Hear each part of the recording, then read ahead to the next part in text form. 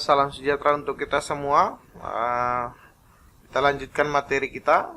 Kita lanjutkan materi rekayasa perangkat lunak dengan topik saat ini yaitu requirement engineering. Nah, latar belakang harus dilakukannya sebuah requirement. Nah, ini kata requirement ini adalah kata yang sangat penting di pengembangan software, gitu ya. Jadi ketika kita melakukan pengembangan software, kita harus melakukan requirement. Apa itu requirement itu?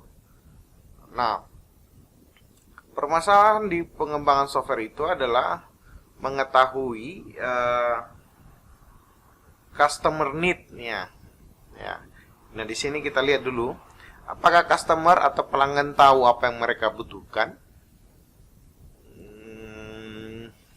Software ini sangat sangat rentan dalam pengembangan. Rentannya karena bisa jadi ketika pengembangan, jika tidak terjadi kesepakatan yang secara spesifik, fitur-fitur yang dibangun dan lain-lain, itu akan menyebabkan ketidak sepakatan antara dua belah pihak, baik antara si customer dan si pengembang. Si pengembang yang sudah mengembangkan aplikasi, sudah selesai mengerjakan aplikasi, bisa jadi hasil pekerjaannya tidak diterima oleh si customer. Kenapa? Karena bisa jadi si customernya tidak sepaham atau tidak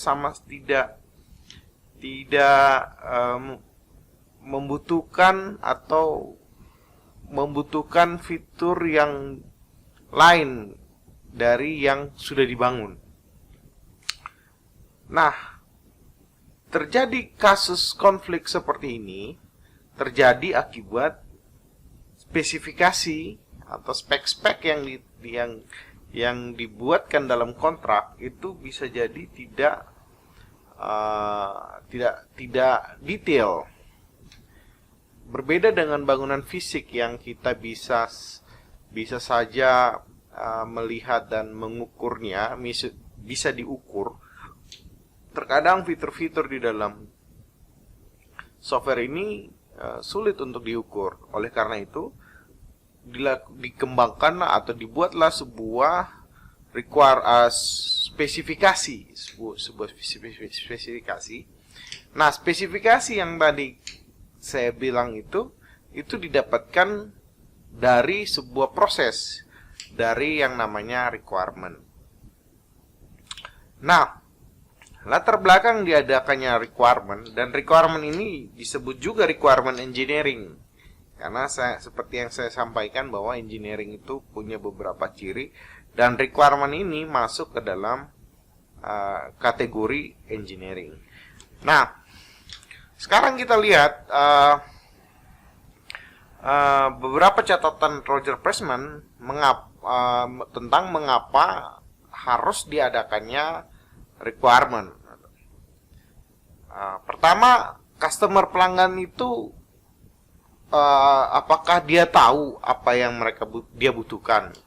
Yang kedua, apakah end user itu adalah orang yang sudah benar-benar user di bagian terakhir atau biasa di aplikasi, bisa juga disebut dengan operator-operator atau penginput data.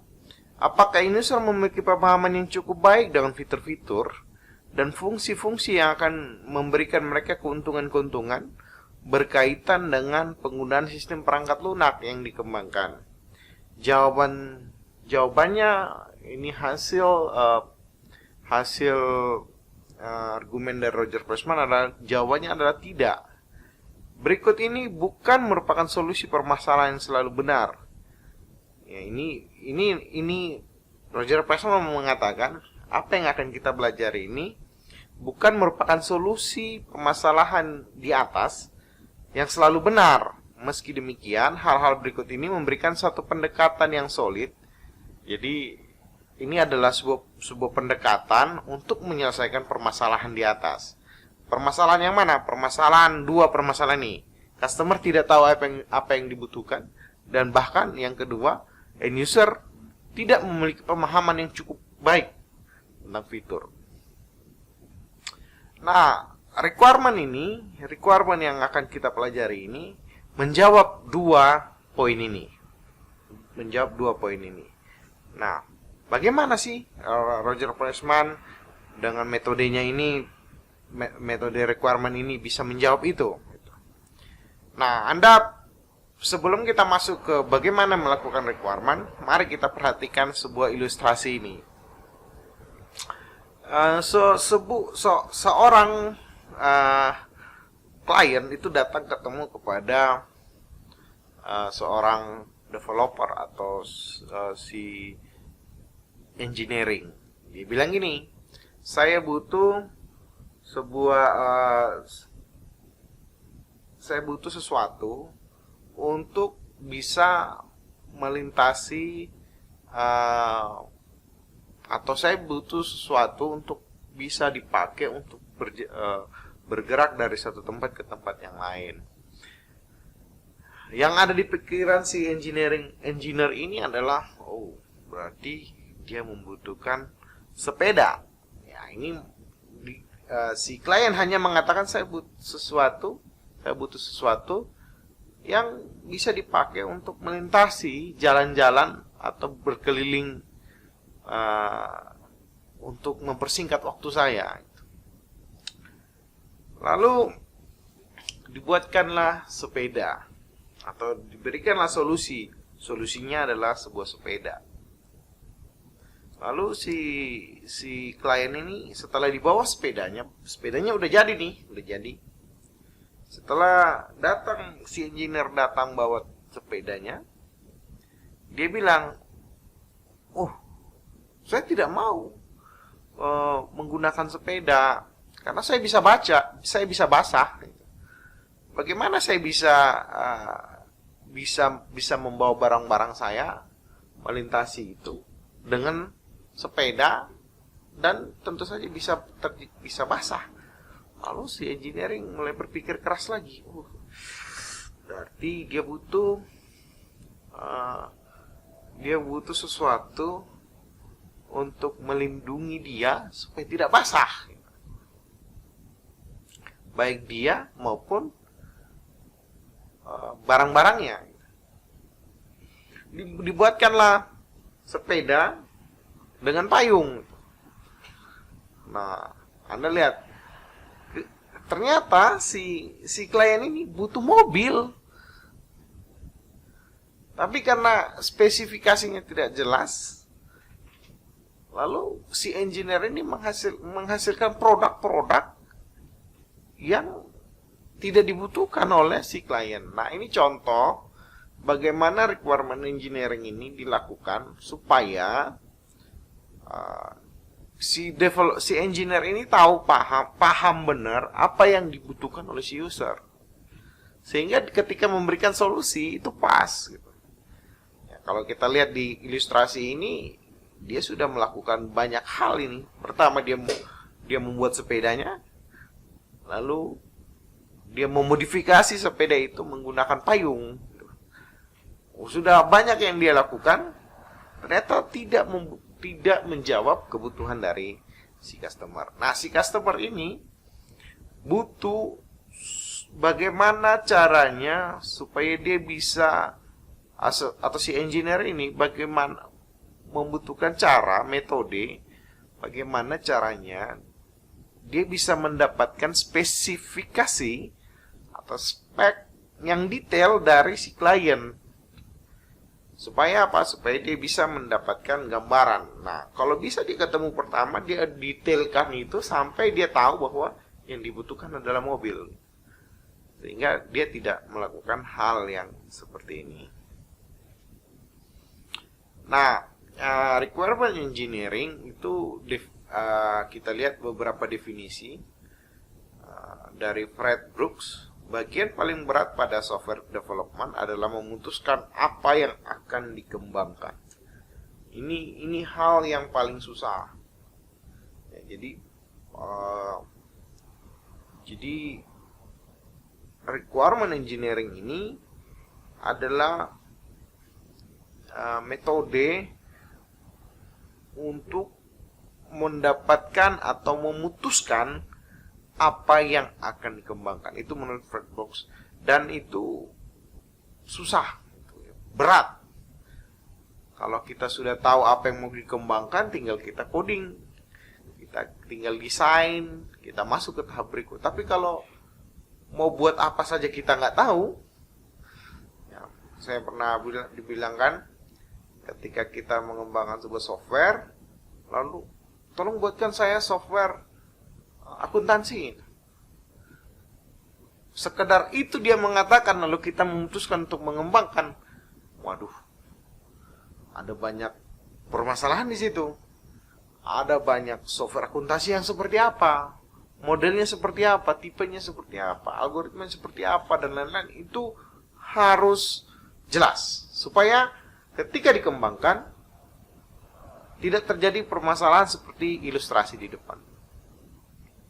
Segala sesuatu yang akan segera menjadi jelas saat mereka melakukan pekerjaan pengembangan software, bahwa para penyandang dana atau si klien atau si customer proyek dan orang-orang yang berkepentingan atau stakeholder yang akan dapat memahami kebutuhan mereka setelah mereka memeriksa hasil dari pengembangan perangkat lunak. Jadi jangan sampai sudah selesai pengembangan baru mereka menyadari bahwa mereka tidak butuh itu. Itu sama kayak tadi kasusnya. Memeriksa hasil dari pengembangan perangkat lunak pada iterasi-iterasi awal, bahwa segala sesuatunya bisa saja berubah dengan cepat sehingga upaya-upaya memahami kebutuhan secara rinci merupakan hal yang menghabiskan waktu. Ya, jadi ini butuh bukan sekedar hanya tahapan yang formalitas harus lewat gitu. Nah, ini memang susah ya, memang sangat susah. Yang lebih susah lagi kalau berhubungan dengan organisasi-organisasi yang hanya mikirin bahwa ya udah saya tinggal nunggu softwarenya gitu. Nah, itu lebih susah lagi, dan itu lebih mending kita batalkan saja lah kalau dia nggak tahu apa yang mau dibuat. Saya pernah beberapa kali ketemu klien seperti itu. Ya, kami mau aplikasi. Aplikasi apa? Aplikasi PBB misalnya. Aplikasi PBB, pajak bumi dan bangunan. Ya, ini nggak real ya. Artinya PBB udah kami kembangkan, udah selesai. Sedang tahap pengembangan. Nah, ya udah kami tinggal nunggu software. Mana softwarenya? Bah, enak banget ya. Seolah-olah mereka membeli aplikasi jadi. Dan aplikasi jadi itu mereka sangat berharap seperti itu aja gitu. Jadi nggak usah ribet-ribet, nggak usah nanya-nanya. Kamu apa, algoritma seperti apa, caranya bagaimana, step-stepnya bagaimana. Nggak usah ditanya lah gitu. Pokoknya kamu hasilkan itu, kami pakai gitu. Itu sangat rentan terjadi kegagalan ya. Sangat rentan terjadi kegagalan. Dan itu buang-buang waktu. Ya. Bahwa yang paling penting bagi mereka adalah menghasilkan program-program yang berjalan dengan baik, dan hal-hal lainnya merupakan tambahan saja. Jadi bagi si penyandang dana atau si customer, stakeholder di sana, atau si pimpinan, si bos kalau di kabupaten, bupati, itu dia hanya mikirin, nah ini bisa jalan baik gitu. Dia nggak terlalu peduli dengan bagaimana proses pengembangan. Nah, proses pengembangan untuk mendapatkan apa yang akan kita kembangkan, ini adalah sesuatu yang paling mahal dalam pengembangan software. Cost-nya paling tinggi harusnya. Ada banyak teknik misalnya.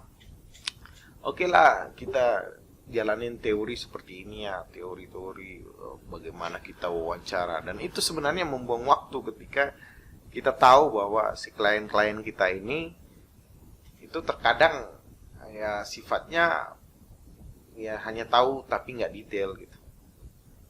maka yang harus kita lakukan adalah melakukan requirement terhadap dokumen.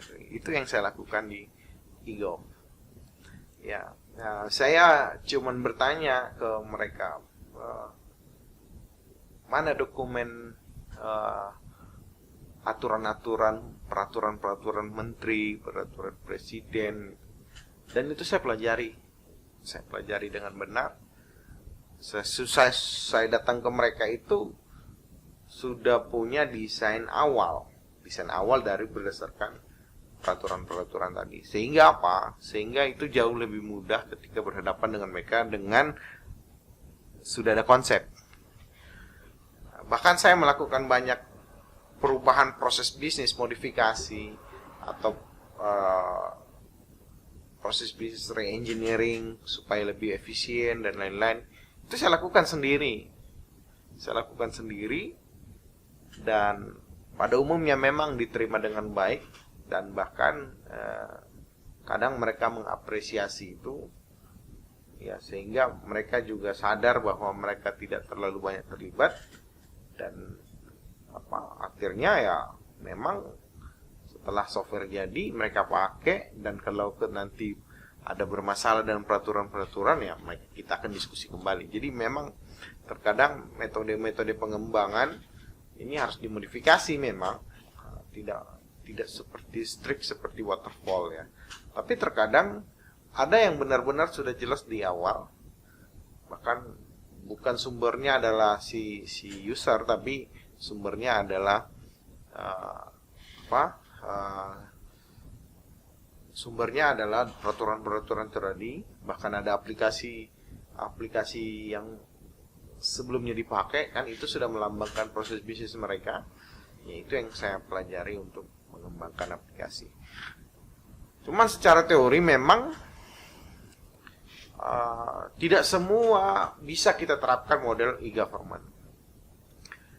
Ya, kalau pada umumnya mengembangkan software, ya kita akan ketemu kliennya, kita tanya apa yang dibutuhkan, apa yang akan kita pelajari untuk membuat software itu, peraturan-peraturannya mana. Memang ada juga itu, ya, kita bicara misalnya kita bangun software untuk hotel, kita harus bertanya kepada si pemilik hotelnya apa yang dibutuhkan dan lain-lain, fitur seperti apa kira-kira. Lalu kita harus menghubungkan itu dengan bagaimana peraturan-peraturan, misalnya peraturan daerah yang harus melaporkan pajak misalnya, itu harus kita akomodir supaya kita bisa melaporkan, si hotel bisa melaporkan pajaknya dengan sistem by sistem. Nah, itu adalah salah satu cara, ya, salah satu pengalaman saya cerita pengalaman dalam melakukan requirement engineering ini. Nah, apa lagi itu requirement engineering? Yaitu sejumlah pekerjaan dan teknik yang dapat dilakukan untuk lebih memahami kebutuhan-kebutuhan yang disebut dengan requirement engineering, atau disebut juga rekayasa kebutuhan. Jadi requirement engineering itu nama lain dalam bahasa Indonesia-nya rekayasa kebutuhan. Jadi bagaimana kita mendapatkan informasi sebanyak-banyaknya, kita mendapatkan requirement atau kebutuhan dari si user. Ini memang kayak saya selalu menghubungkan ini dengan orang yang pacaran, ya. Itu kita harus mengetahui kebutuhan pasangan kita. Ya, lu tahu yang ku mau. Nah, itu adalah slogan dari Sprite, kan. Nah, itu iklan gitu. Kita ingin tahu apa sih yang dia inginkan. Nah, ketika kita sudah tahu apa yang diinginkan dan kita tahu spesifikasinya, maka ketika kita menghasilkan produk itu bisa diterima dengan baik. Nah, ini permasalahan utama dari pengembangan software. Bagaimana kita bisa mendapatkan kebutuhan dari si customer kita. Nah, requirement engineering pada dasarnya menyediakan bagi kita satu. Jadi ini kita bicara requirement-nya, sekarang kita bicara engineering dari requirement-nya, atau rekayasa kebutuhan tadi. Saya kasih tahu bahwa namanya engineering pasti punya tahapan-tahapan, punya step by stepnya, apa saja yang dihasilkan, apa saja yang didapat itu harus ada. Kemudian nomor 1, mekanisme yang cocok untuk memahami apa yang para pelanggan butuhkan. Ini mekanisme itu harus punya. Kemudian menyediakan bagi kita mekanisme yang cocok untuk melaksanakan analisis kebutuhan. Nah, setelah kita tahu apa yang dia butuhkan, kita harus analisis nih. Kita harus analisis, kita harus periksa, kita harus cek, cross check semua data analisis kita. Apakah sudah bisa kita gunakan sebagai pengembangan sudah bisa kita kembangkan menjadi sebuah software. Mekanisme untuk melakukan penilaian layak atau tidak kita harus punya. Bagaimana kita menerima sebuah requirement kebutuhan itu bisa diterima atau kita lanjutkan ke tahap pengembangan atau tidak. Mekanisme untuk menegosiasi. Ya, misalnya waktu mengembangkan software itu banyak sekali keterbatasan kita juga. Salah satu yang paling mencolok adalah dana. Kita terbatas oleh dana. Dana itu ya kalau kita mau kembangkan terus menerus ya mungkin tidak terbatas waktu kita. Ya, itu akan berdampak ke waktu ya, atau waktu akan berdampak ke dana. Ini timbal balik. Misalnya saya mau mengembangkan software itu 3 bulan saya kerjakan. Nah, itu kita dari situ akan lahirlah cost, biaya yang harus kita keluarkan atau kita minta atau kita keluarkan untuk menghasilkan sebuah software ini, dan itu akan kita implikasikan dalam bentuk harga.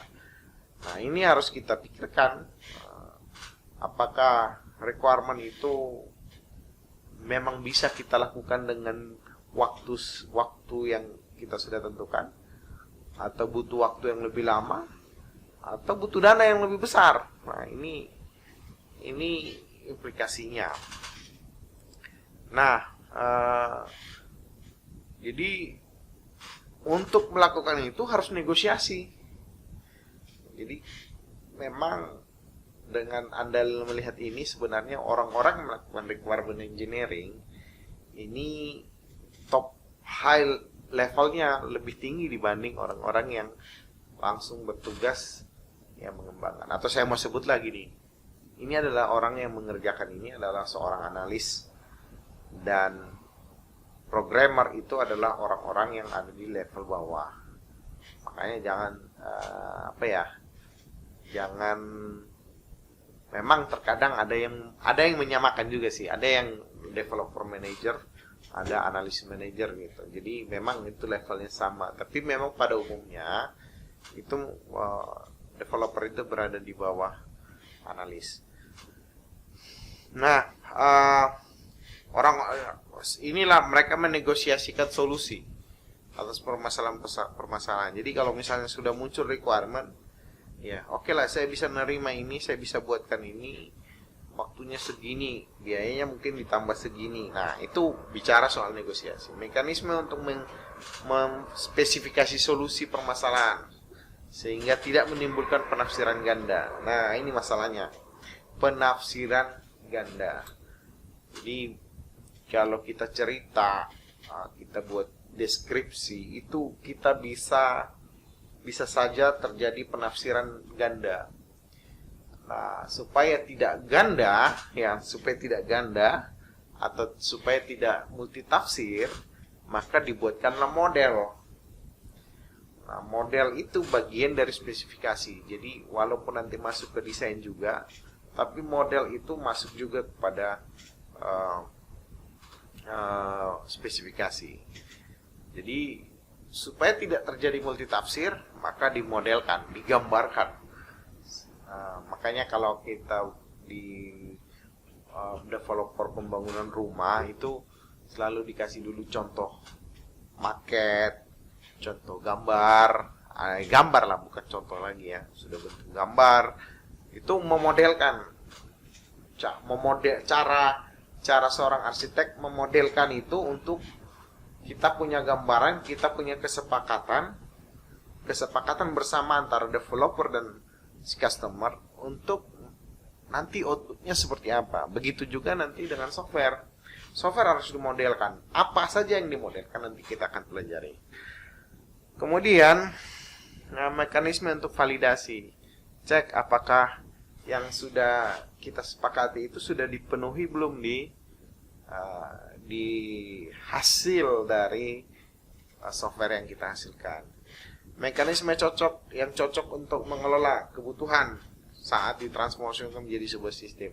Jadi bagaimana mekanisme untuk ngecek. Nah, ini adalah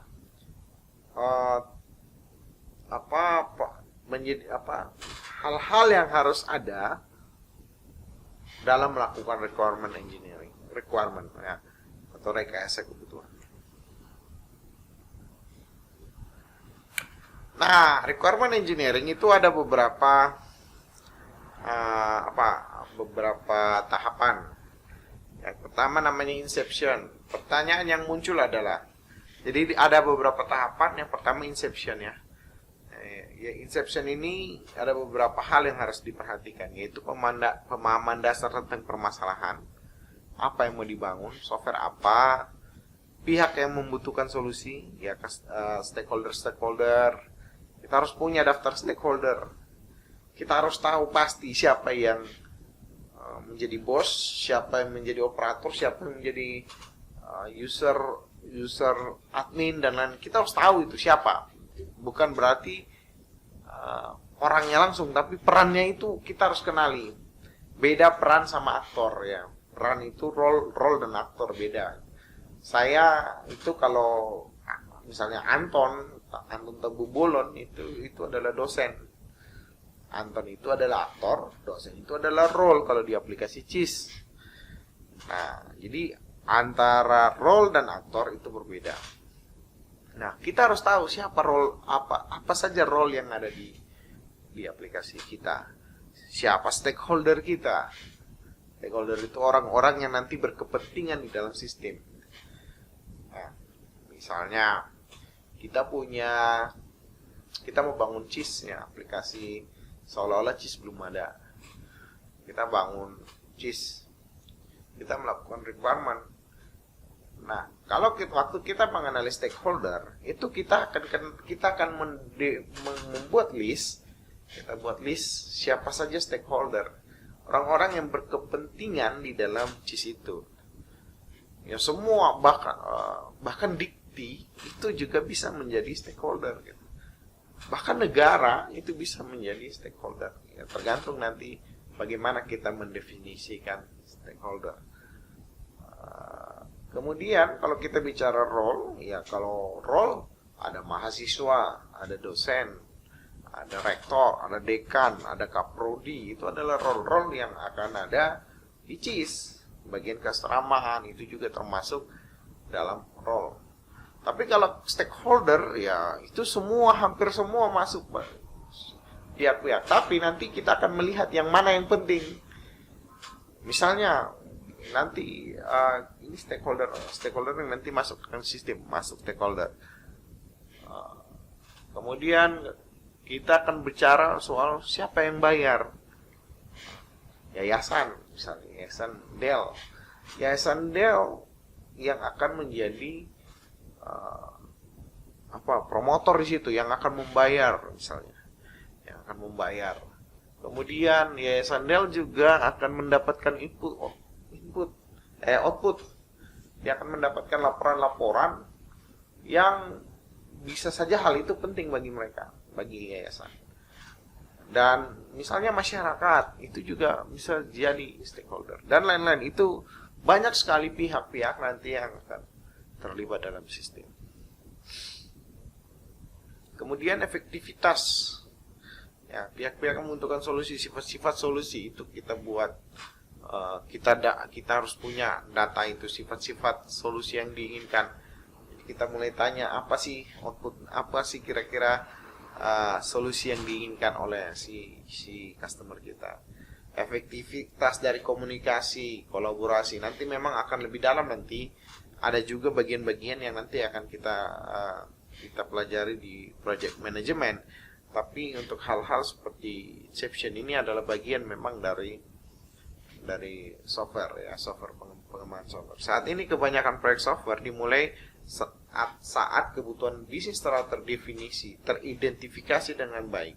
Saat pasar baru yang sifatnya potensial dikenali dan lain-lain. Nah, sekarang menurut Roger Pressman ini memang pengembangan software sekarang ini lebih banyak sudah terdefinisi dengan baik ketika proses bisnis, kebutuhan bisnis itu sudah, kebutuhan bisnis ini bicara soal proses bisnis ya, proses bisnis sudah teridentifikasi dengan baik. Kemudian pasar baru, bahkan ada sudah mulai muncul pasar baru. Pasar baru ini bukan berarti ada pasar nama baru, bukan ya. Jadi pasar baru ini adalah sudah kita mulai terbayang nih, kira-kira ada market yang dimana nanti kita bangun software itu marketnya bisa memakai atau akan dibeli oleh market itu. Nah,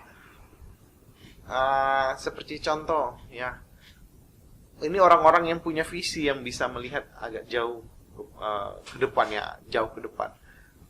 Misalnya Gojek waktu itu dia melihat ada banyak potensi Gojek. Dia melihat bahwa ada orang, ada Gojek pangkalan yang nongkrong di situ. Terus ketika kita butuh, kita panggil dia datang, kita minta diantar ke sana, ke satu tempat tujuan. Nah, itu kan pasar sebenarnya. Ketika sudah ada teknologi mobile masuk, mulai berkembang, mulai ini pasar baru udah bisa masuk. Sudah ada pasar baru nih, market baru sudah ada nih. Ada dua marketnya nih, si customer atau si ibu-ibu tadi dengan si tukang Gojek. Dilihatnya sebagai pasar. Nah, dengan melihat seperti itu, terpikir, berarti kita bisa bangun software. Nah, ini jadi dengan model seperti itu bisa menyebabkan pengembangan software. Nah, untuk hal yang begitu, yang visinya masih jauh, itu butuh cepat itu. Kenapa? Orang lain bisa saja melihat, dan itu bisa, perang bisnis di IT ini cukup tinggi ya. Anda lihat sekarang Gojek dan Grab itu perangnya luar biasa tinggi. Kalau nggak dibatasi oleh pemerintah kemarin, bakal perang habis-habisan itu. Mau mencoba mengalahkan satu dengan yang lain. Ya, siapa yang menguasai pasar, dialah yang berkuasa. Nah, itu jadi sehingga ketika visi itu didapat, visi orang lain belum bisa melihat, dia sudah bisa melihat. Maka dia langsung mencoba untuk mengembangkan software. Nah, itu alasan-alasan di mana software harus dibuat. Jadi bukan berarti pengembangan software itu hanya berdasarkan permintaan klien, bukan. Ini poinnya. Bukan. Jadi software itu bukan hanya dibangun berdasarkan customer yang butuh, tapi bisa jadi karena tadi ada visi baru, ada pasar baru, potensi pasar baru, dan layanan-layanan baru yang bisa saja kita ciptakan untuk menghasilkan membuat sebuah bisnis. Nah, itu mengapa harus dijelaskan di sini. Kemudian elicitation, memperoleh kebutuhan dari semua stakeholder. Jadi ini proses di mana kita mengumpulkan informasi dari stakeholder. Tadi stakeholder yang saya bilang, kalau kita sudah mau buat memperoleh kebutuhan dari semua stakeholder, ya berarti kita harus tahu siapa stakeholdernya. Langkah pertama, Anda harus mengetahui dulu siapa stakeholdernya, baru melakukan mencari informasi atau mencari kebutuhan dari si stakeholder tersebut. Kalau Anda tidak kenal, Anda tidak punya daftar stakeholder, ya bagaimana Anda bisa melakukan elicitation? Jadi Anda harus punya dulu daftar stakeholder, baru melakukan elicitation. Kemudian melakukan elaborasi, membuat model analisis yang mengidentifikasi data, fungsi, dan perilaku. Jadi kita mulai ketemu nih. Ini sudah mulai masuk ke teknikal kita nih. Kita sudah dapat informasi dari stakeholder. Nah, kira-kira fungsi apa yang mau kita buat, data apa yang mau kita buat, kemudian behaviornya seperti apa, dari spesifikasi kebutuhan. Kita mulai daftarkan itu. Kita harus punya itu di tahap elaborasi. Nah, setelah kita selesai melakukan elaborasi, negosiasi. Nah, tahapan ini kita mulai berdiskusi dengan klien kita tentang fitur-fitur yang mau kita buat. Kalau nanti dia juga sudah punya apa yang dia butuhkan, nanti bisa saling sharing. Lalu kita mulai sepakati kita mau buat seperti apa. Nah, kita mulai buat persetujuan deliverable-nya apa. Deliverable ini adalah tahapan di mana kita deliverable itu adalah output dari produk kita, keluaran dari atau softwarenya, apa-apa saja yang menjadi output atau apa-apa saja yang nanti kita berikan kepada si customer kita. Nah, tahapan setelah kita punya persetujuan bersama tadi, negosiasi tadi, kita sudah punya kesepakatan, lalu kita buat spesifikasi. Nah, ini specification-nya.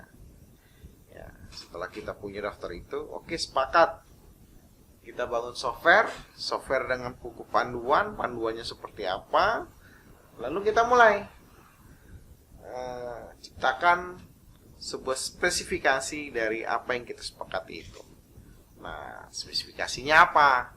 Mulai dari dokumen, model-model, formal matematiknya, rumus-rumusnya, user skenario-nya, use case-nya apa saja, fitur-fitur, siapa yang melakukan fitur-fitur. Kemudian kalau misalnya kita butuh ya prototype, ya kita menghasilkan prototype. Kemudian bagaimana melakukan validasi, cek apakah spesifikasi itu sudah, nanti ini tujuannya kita buat dulu daftarnya, validasinya. Kita melakukan inilah nanti kita uji software kita. Ya, ini kita sepakati, ini tahapannya namanya validation. Nanti kalau selesai pengembangan software, nah inilah yang kita pakai untuk menguji apakah software itu sudah sesuai dengan spesifikasi atau tidak. Jadi ini tahapan dimana kita mau mekanisme pengujian. Error, ini kita bagaimana kalau kita nanti menghadapi error, apakah error seperti apa itu bisa diterima, nanti bisa diperbaiki dan lain-lain. Ini kita definisikan di sini. Kemudian masuk ke tahap terakhir, requirement management. Bagaimana kita menghasilkan requirement yang baik. Sebuah aktivitas yang akan membantu tim proyek software untuk mengidentifikasi, mengendalikan, dan melacak kebutuhan dan melacak juga perubahan kebutuhan. Nah, ini perubahan kebutuhan berarti diterima ya. Itu ini yang saya bilang, istilah saya kemarin adalah ya, istilahnya ini misalnya ya, ini perubahan, ini istilahnya perubahan kebutuhan, change ya, change requirement. Ini adalah momok yang sangat berpengaruh terhadap pengembangan software ya. Nah, poin paling penting di sini di sebuah requirement itu adalah namanya Software Requirement Specification atau SRS. Ini adalah dokumen resmi yang menjadi kontrak kesepakatan antara customer dan developer.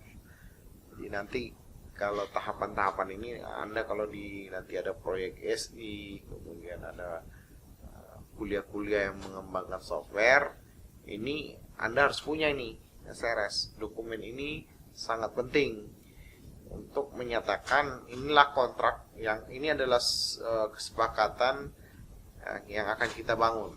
Jadi inilah output dari sebuah tahapan requirement, yaitu sebuah spesifikasi. Jadi apa saja spesifikasinya? Anda di sini kita punya template ya. Memang ini cukup dalam ya, cukup butuh waktu yang banyak untuk kita dalami. Tapi kita punya beberapa template. Nanti bisa saya kasih templatenya. Dan ini mungkin akan jadi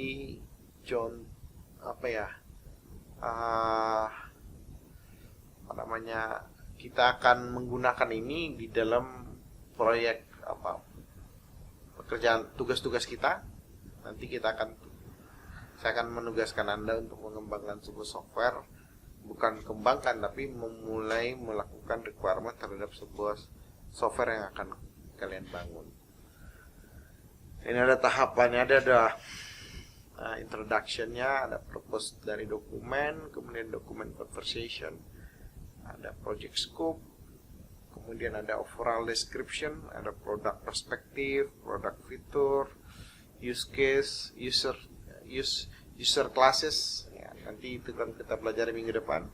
Kemudian operating environment, kemudian design dan implementation, user documentation, asumsi, kemudian sistem fiturnya apa saja, kemudian ada external interface-nya apa saja. Inilah yang hasil dari requirement. Jadi harusnya Anda sudah punya gambaran dari tabel of content dari software requirement ini atau daftar isi dari software SRS ini. Anda sudah punya gambaran apa saja yang harus didalami dari pengembangan sebuah software ya. Anda harus punya misalnya kita harus tahu external interface-nya bagaimana. External interface ini bicara bagaimana kita bisa berkomunikasi dengan sistem yang ada di luar, fungsi yang ada di luar.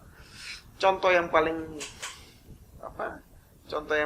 besar, contoh yang bisa saya kasih contoh di sini adalah misalnya di eGov itu kami punya integrasi dengan Kementerian Dalam Negeri. Jadi data-data e-government itu kita kirim ke pusat. Nah, itu bisa kita masukkan ke dalam external interface requirement. Kemudian kita juga punya non-fungsi. Non-fungsi ini misalnya berapa lama dia aktif, apakah 24 jam, 7 kali 24 jam, atau 1 minggu tidak boleh ada yang mati, atau boleh diterima kalau hari Sabtu mati untuk menjaga karena tidak ada yang pakai misalnya, maka softwarenya dimatikan pada hari Sabtu. Nah, itu hal-hal yang perlu kita dalami untuk non-fungsi requirement. Ada beberapa contoh nanti pertanyaan-pertanyaan untuk bagian ini. Nah, ini requirement engineering. Ini Anda bisa baca nanti ya. Ada objektifnya, mekanismenya, ini semua ada di buku kita, buku punyanya Roger Pressman. Nah, sekarang kita mulai satu-satu ya. Inception, mengidentifikasi stakeholder, siapa saja yang harus kita ajak bicara. Siapa saja yang harus kita ajak bicara. Kita harus tahu siapa stakeholder dari pengembangan software. Kemudian kita mulai bicara multi point. Jadi cara pandangnya. Misalnya cara pandang direktur itu berbeda dengan cara pandang bagian keuangan. Cara pandang bagian keuangan itu berbeda dengan cara pandang orang produksi. Ini kita bicara ERP. Atau kalau dibicara dosen di CIS, cara pandang dosen itu berbeda dengan cara pandang mahasiswa. Cara pandang mahasiswa dan dosen itu berbeda dengan cara pandang bagian keasramaan. Bahkan di dalam organisasi misalnya Kaprodi itu berbeda pandangannya dengan bagian kemahasiswaan. Nah, direktorat kemahasiswaan misalnya. Jadi cara pandang itu harus kita tangkap point of view-nya, sehingga kita tahu nanti kalau kita buat role untuk kemahasiswaan, apa aja datanya. Nah, itu harus kita tahu. Kemudian kita bicara soal kolaborasi antara user dan klien dan developer. Nah, pertanyaan-pertanyaan yang muncul pada tahap inception itu, siapa yang meminta pekerjaan ini? Kemudian siapa yang memutuskan atau siapa yang akan menggunakan solusi dari kita? Kemudian ekonomi, keuntungannya apa? Baik itu secara ekonomi, kemudian bagaimana kalau kita melihat ini nanti sukses, itu seperti apa? Kemudian bagaimana solusi lain yang dibutuhkan, itu kita harus ambil pada tahap inception ini. Kemudian ada elicitation requirement. Nah, ini adalah catatannya. Pertemuan-pertemuan dipimpin dan diikuti oleh software engineer maupun stakeholder. Jadi ada beberapa metode di sini. Ada yang lakukan rapat, kumpul bersama, lalu kita diskusi sekaligus. Ada juga yang memang harus sendiri-sendiri. Gitu. Nah, ini adalah interview kita terhadap si stakeholder. Kemudian aturan-aturan untuk persiapan dan partisipasi yang ditetapkan. Agenda-agenda, ini tahap di mana elicitation kita lakukan. Seorang fasilitator bisa ditunjuk untuk mengendalikan pertemuan. Jadi kita bisa aja tentukan siapa yang memimpin rapat itu maksudnya. Kemudian mekanisme pendefinisian, kertas, forum diskusi dan lain-lain itu mulai kita buat. Nah, ini di tahapan elicitation. Nah, ini penjabaran dari elicitation. Nah, ini quality function deploy, ini normal requirement, ada beberapa jenis requirement, expected requirement, existing, ini bisa Anda baca. Nah, ini elicitation-nya, pernyataan tentang kebutuhan sistem dan kelayakannya, pernyataan lengkap tentang lingkup sistem dan produk, daftar para pelanggan, orang-orang yang berkepentingan itu kita kumpulkan.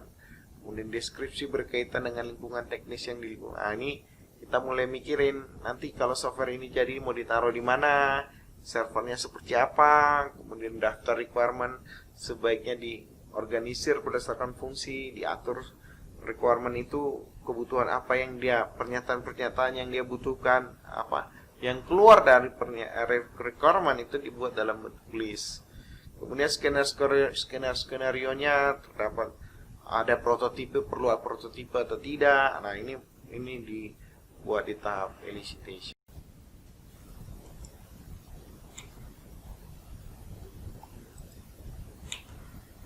Ya, selanjutnya kita dari hasil elicitation tersebut kita melakukan analisis, lalu memodelkan analisis kita. Nah, pemodelan analisis itu ada empat elemen ya, 4 elemen atau 4 kelompok yang harus dimodelkan ya, berdasarkan analisis yang kita lakukan pada tahap sebelumnya. Nah, yang kita lakukan adalah yang pertama itu berdasarkan skenario based element. Namanya skenario based element. Di situ kita menemukan fungsi-fungsi, proses-proses dari fungsi atau proses dari software function. Jadi naratif ya, bicara deskripsi fungsi dari software function. Kemudian kita mulai membuat use case interaktif antara fungsi yang kita buat dengan aktornya. Dengan aktornya siapa? Ini kita bicara aktor atau nanti role ya, kita sebut role-nya kepada fungsinya. Kemudian kita buat class based element. Kita implementasikan skenario tersebut dalam bentuk class. Lalu kita mulai membuat behavior elemennya menggunakan state diagram. Lalu kita buat flow orientednya dan dengan menggunakan data flow diagram. Nah, dengan harapan ini lengkaplah sebuah analisis model dari sebuah software yang akan kita bangun. Ya. Yang pertama kita bicara use case. Nah, kalau use case ini kita mulai mengumpulkan cara membuatnya. Kita mengumpulkan skenario-skenario, cerita dari deskripsi-deskripsi yang diberikan oleh si klien kita, baik itu dari semua stakeholder ya, tentunya dari semua stakeholder. Kita kumpulkanlah kira-kira fungsinya apa saja yang akan kita bangun. Lalu kita mendefinisikan siapa yang melakukan fungsi tersebut. Nah, siapa yang melakukan fungsi tersebut nanti di buku Roger Preston lebih disebut aktor ya, aktor atau nanti role ya, atau person, siapa yang, atau bisa berupa person atau berupa alat hardware yang berinteraksi kepada sistem. Nanti ada contoh yang lumayan bagus di buku Roger Preston itu tentang safe house. Nanti Anda harus selesai nonton video ini, Anda harus baca benar tentang software safe house itu, karena safe house itu nanti akan kita akan pelajari detail sampai kepada bagaimana mendapatkan use case, mendapatkan kelas dari cerita tentang safe house tersebut. Nah, setiap skenario itu harus menjawab ini, siapa primary aktornya, siapa yang mau menjalankan fungsi tersebut, dan siapa secondary-nya, siapa yang mendukung. Ada yang utama, ada yang mendukung. Ada nggak yang mendukung secondary aktor? Makanya Anda lihat di sini dia pakai S, secondary actors. Artinya bisa jadi secondary itu banyak atau aktor itu banyak. Kemudian apa goalnya dari fungsi tersebut? Kemudian apa prekondisi? Bagaimana prekondisinya sebelum melakukan fungsi tersebut? Keadaan seperti apa yang harus ada? Kemudian task utama dari fungsi itu apa? Ekstensinya bagaimana? Setelah fungsi itu berjalan, ada ekstensinya enggak? Nanti kita pelajari apa itu ekstensi. Kemudian ada variasi, interaksi dengan, apakah ada lagi komunikasi atau interaksi dengan sesuatu gitu. Kemudian information, produce, apa yang diproduce, apa yang di-outputkan dari fungsi tersebut, apa yang dirubah, itu kita tahu, kita harus punya. Kemudian kita tahu external environment-nya seperti apa, information dari keseluruhan dari sistem itu seperti apa. Kemudian apakah aktor itu berharap informasi itu berubah atau tidak. Nah, ini adalah hal-hal yang perlu Anda perhatikan sebelum kita nanti membuat sebuah use case. Nah, Anda ketika tadi saya bilang, Anda tolong setelah ini membaca skenario atau cerita tentang safe house yang yang ada di buku kita. Itu benar-benar kita akan dituntun dari cerita deskripsi tentang safe house itu. Kita akan mulai membuat use case diagramnya, kita masuk ke kelas diagramnya, kemudian kita masuk ke state diagramnya, lalu kita bagaimana menegosiasi, lalu bagaimana melakukan validasi terhadap requirement. Nah, ini adalah masih gambaran awal. Next video